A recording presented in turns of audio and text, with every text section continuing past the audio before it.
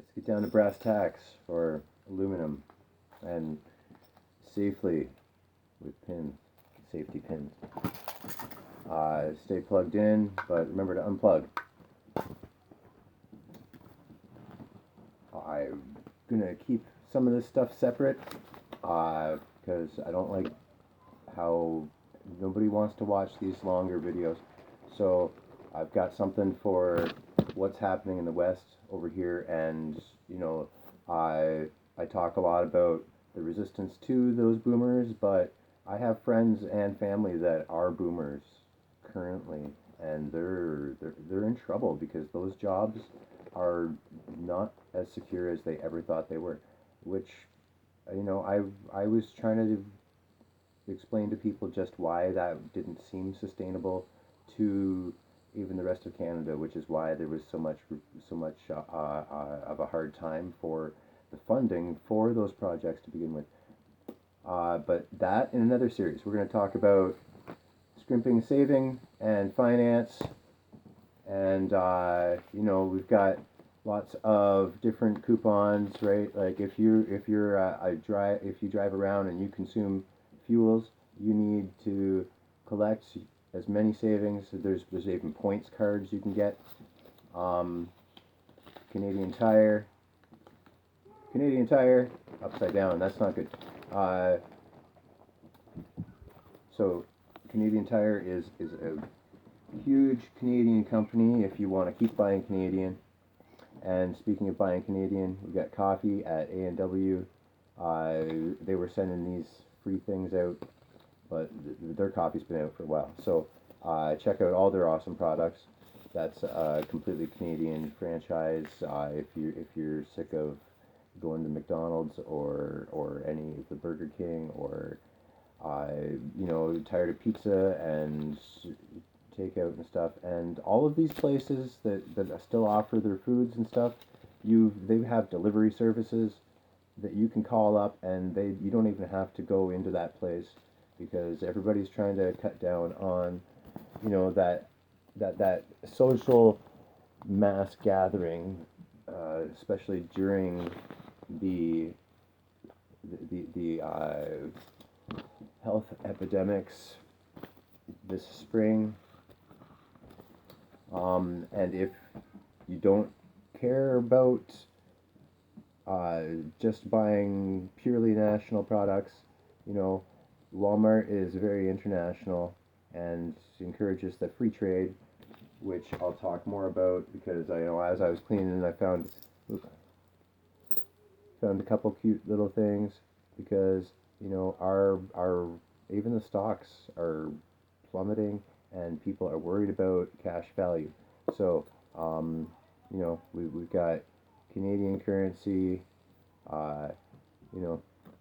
these American currencies, and even the Mexican. So we're gonna talk free trade a little bit.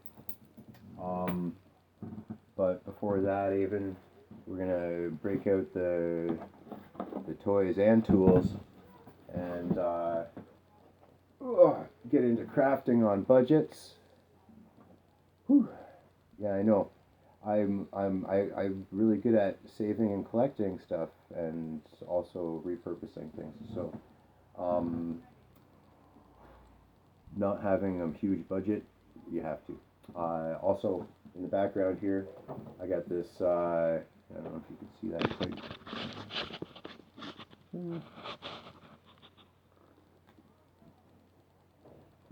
All right. Yeah, I've had this takeout menu here for the Mandarin. I'm sure they deliver. And I've had this nice calendar here since the year of the monkey, and we might talk more about why that year is still referred to as the year of the monkey, because, well, for what it was. And as for arts, we've got finer arts like these watercolors here. Really cute packets here. This says join the movement, and what that movement is These are artists' trading cards. So, put your artwork on these little wallet-sized. Well, it depends on the size of your wallet. The, these are like you can put your original artwork on, these tiny little things, and artists can just swap their art. I'm sure everybody be loving those. Sell them online, because nobody's gonna just cross the oceans to come pick up your little tradable artwork, unless it is that good. But put yourself out there more. We'll talk about how to afford high-end products on the minimalist budget, because there's lots of ways to do that. You just have to be really good with your money and patient to build really cool stuff. Or we could even go to just low-end simple crafts if you're not into building crazy stuff like this. This took a long time for me to collect all the little bits, and I had a lot of help from a lot of Londoners or Londonites, or depends on which groups you're talking to, who's who. But I had a lot of help getting all the little different detailed bits, and you can see in there, this guy's got this little control panel for flying his thing, and like that thing coming at you. But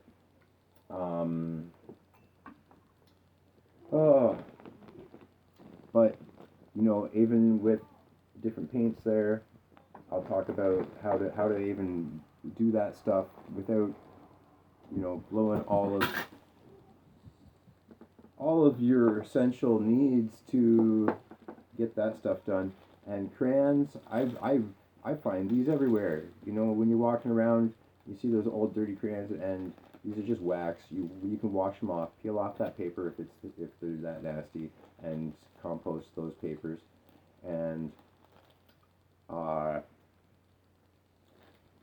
right, and you don't have to buy those really expensive paints, especially when you're starting out.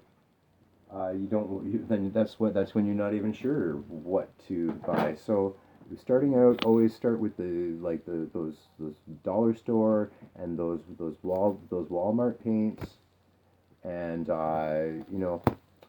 stay in touch with people in your community that are also very interested in the same things you are, because that's how we socialize without ranting at each other too much in bitter ways. Speaking of my rants, I'll get back to that and explain why people don't really even understand. So a lot of people don't know what I'm even talking about when I put this stuff on. But that's because the people I am trying to represent, they are not currently recognized. And I can see this is running really long. So more on that later as well.